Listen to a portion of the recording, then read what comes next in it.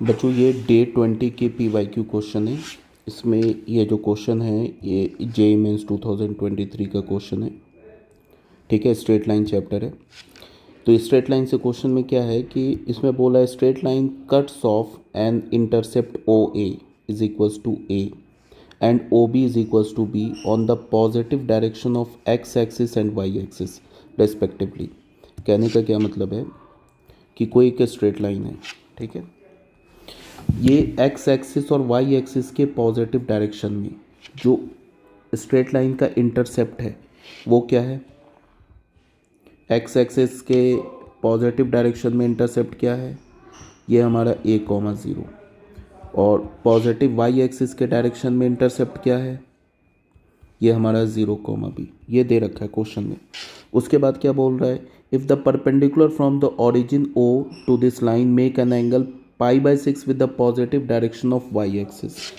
अगर मैंने इस ओरिजिन से इस लाइन पे परपेंडिकुलर लिया तो पॉजिटिव वाई एक्सिस के डायरेक्शन में इस परपेंडिकुलर पे जो एंगल बनेगा वो क्या बनेगा, π/6। ठीक है, ये हमारा पॉजिटिव वाई एक्सिस है, ये हमारा स्ट्रेट लाइन है। हमने ओरिजिन से क्या किया, इस स्ट्रेट लाइन पे परपेंडिकुलर ड्रॉ किया। तो परपेंडिकुलर ड्रॉ करने पे जो पॉजिटिव वाई एक्सिस से इस लेंथ ऑफ परपेंडिकुलर से हमने एंगल मेज़र किया तो ये क्या मिल गया, π/6। तो ये एंगल क्या होगा, π/3। ठीक है, with the positive direction of and the area of triangle OAB, area of triangle OA और B, इस ट्रायंगल, इस पूरे ट्रायंगल का जो एरिया है ये 90 डिग्री है। इस पूरे ट्रायंगल का एरिया क्या दे रखा है, area of triangle OAB। OAB triangle का एरिया क्या दे रखा है, ये दे रखा है 98/3√3। तो हमसे क्या बोल रहा है कि A² - B² का वैल्यू बताओ क्या होगा, यही पूछ रहा है ना। तो ठीक है, सबसे पहले हमारे पास AB लाइन की इक्वेशन क्या हो जाएगी,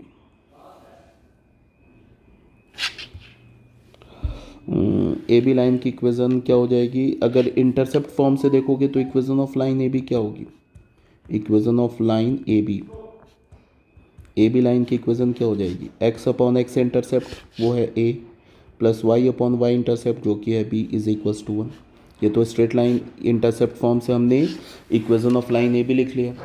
दूसरी बात क्या है कि हम लोग अगर इसको लेंथ ऑफ परपेंडिकुलर को हम लोग OM को मान लेते हैं P, तो नॉर्मल फॉर्म से भी हम क्या कर सकते हैं, स्ट्रेट लाइन का इक्वेशन लिख सकते हैं। नॉर्मल फॉर्म से इक्वेशन क्या हो जाएगा, ये एंगल है हमारा π/3। तो अगर नॉर्मल फॉर्म से बच्चे लाइन की इक्वेशन लिखे तो क्या हो जाएगा, क्या होता है, x cos, यहाँ पे एंगल क्या लेंगे, π/3, x cos π/3 प्लस क्या हो जाएगा, y sin π/3, और ये डिस्टेंस को हमने क्या मान लिया, p, तो ये हो जाएगा p। तो ये भी लाइन का सेम लाइन का इक्वेशन है, दो डिफरेंट फॉर्म में। तो दो डिफरेंट फॉर्म में है तो इसमें हम क्या कर सकते हैं, इसमें हम x के कोफिशिएंट और y के कोफिशिएंट और कांस्टेंट टर्म को इक्वेट कर सकते हैं।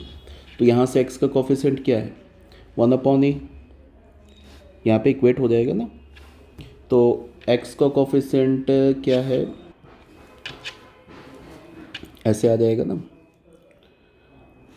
1/a यहाँ पे क्या हो जाएगा, ये cos π/3, और ये क्या हो जाएगा 1/b ये क्या हो जाएगा sin π/3, और यहाँ पे कांस्टेंट टर्म क्या है 1/p, ऐसे हो जाएगा।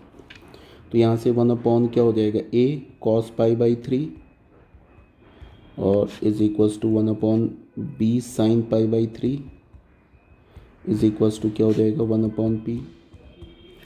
साइन 60 डिग्री क्या होता है बच्चे, साइन 60 डिग्री होता है 1/2 इज इक्वल्स टू 1/b, और cos 60 डिग्री 1/2, साइन 60 डिग्री क्या होता है √3/2 इज इक्वल्स टू 1/p। तो यहाँ से क्या मिलेगा हमें, 2/a is equals to 1/p।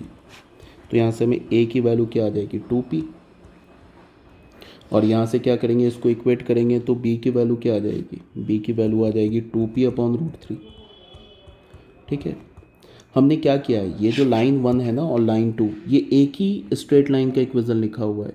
और अगर ये एक स्ट्रेट लाइन का इक्वेशन है तो इसमें x का कोफिशिएंट का रेशियो लो, x के कोफिशिएंट का रेशियो लो, इज ये इक्वल होगा y के कोफिशिएंट के रेशियो और कांस्टेंट टर्म के।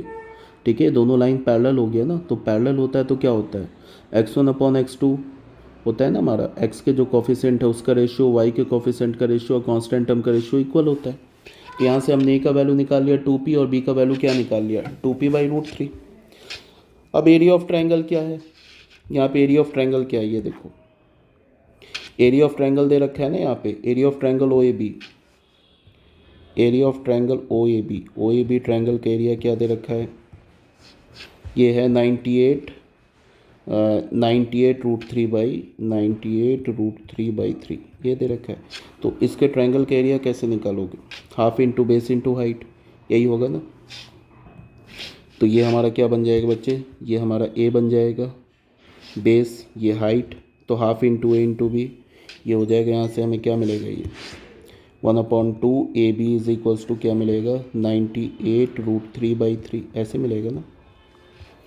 तो यहाँ से हमने क्या लिखा 1/2, ए हमने क्या निकाल रखा है 2p और b क्या निकाल रखा है 2p/√3, ये क्या हो जाएगा 98√3/3।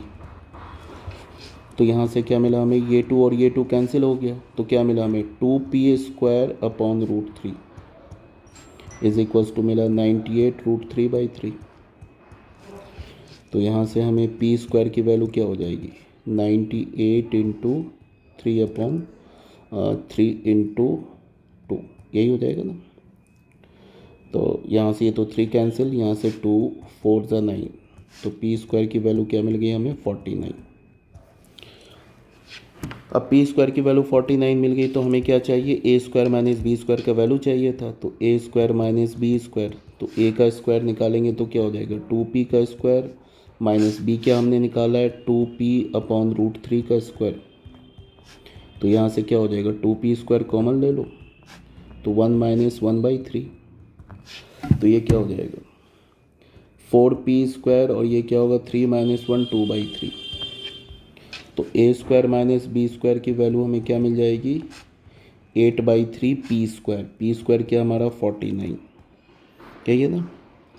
तो ये हो जाएगा 392/3, 392/3 इज़ द करेक्ट ऑप्शन। यहाँ से क्या मिल जाएगा हमें इज़ द करेक्ट ऑप्शन। ये हो गया क्वेश्चन नंबर 1। तो यहाँ से लिख लो is the correct option,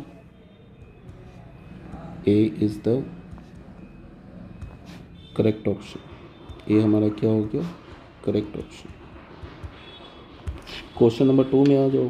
question number 2 में क्या बोल रहा है, if the area of the triangle with the vertices, area of the triangle with the vertices क्या दे रखा है, एक तो दे रखा है 1, बी में दे रखा है α, 0 और सी में दे रखा है 0,4 0, B 4 square unit. If the point this and this are collinear then beta is equals to. ये तो ईजी क्वेश्चन है। इसमें क्या दे रखा है 3 पॉइंट दे रखा है, देखो इसमें तो 3 पॉइंट दे रखा है, एक तो दे रखा है a 1, दूसरा पॉइंट दे रखा है b α, 0 एंड तीसरा पॉइंट क्या दे रखा है c। बोल रहा है कि इन तीनों पॉइंट से जो ट्रायंगल बन रहा है उसका एरिया 4 स्क्वायर यूनिट है। तो इन तीनों पॉइंट से जो ट्रायंगल बनेगा वो क्या बनेगा, ट्रायंगल का एरिया क्या होगा α 0 1 1 α 1 0 α 1, यही बनेगा ना। ठीक है, इसका भी absolute value is equals to ±4। ठीक है, अब यहाँ से देखो ये क्या हो जाएगा एब्सोल्यूट वैल्यू, ये डिटर्मिनेंट α 0 1 1 α 1 0 α 1 इसका एब्सोल्यूट वैल्यू, और यहाँ से ये है 4 था, तो यहाँ से क्या हो जाएगा ये 8 के इक्वल हो जाएगा। ठीक है, अब यहाँ से मॉड हटाएंगे तो ±8 हो जाएगा, ये मॉड हटाएंगे तो ±8। इस डिटर्मिनेंट को कैलकुलेट करते हैं, तो कैलकुलेट करते हैं तो ये क्या होगा α माइनस α, ये तो 0 हो जाएगा, ये 1, इसको हटाएंगे तो α माइनस 0 इज इक्वल्स टू +-8। तो बच्चे यहाँ से α की वैल्यू क्या मिल गई +-8, ये मिल गया ना, कुछ नहीं किया है।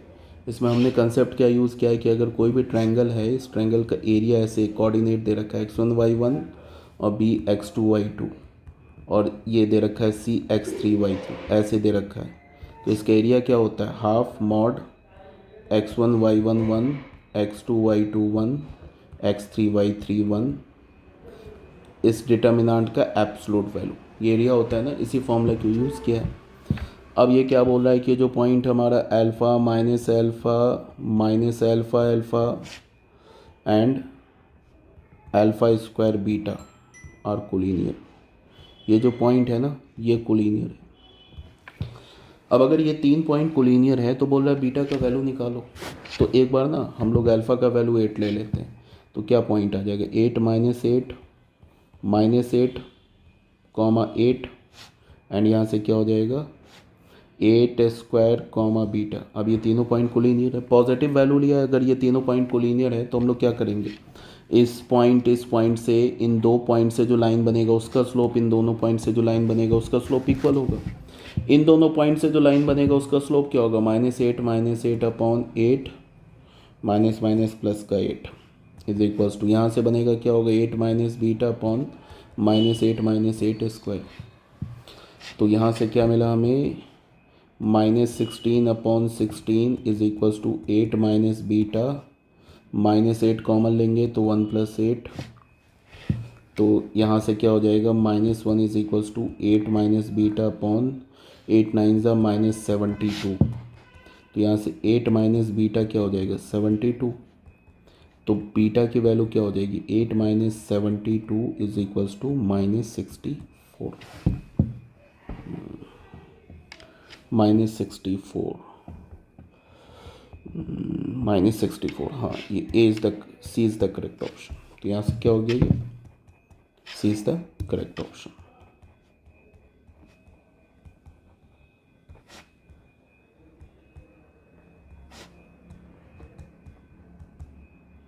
ठीक है बच्चों, ओके, थैंक यू वेरी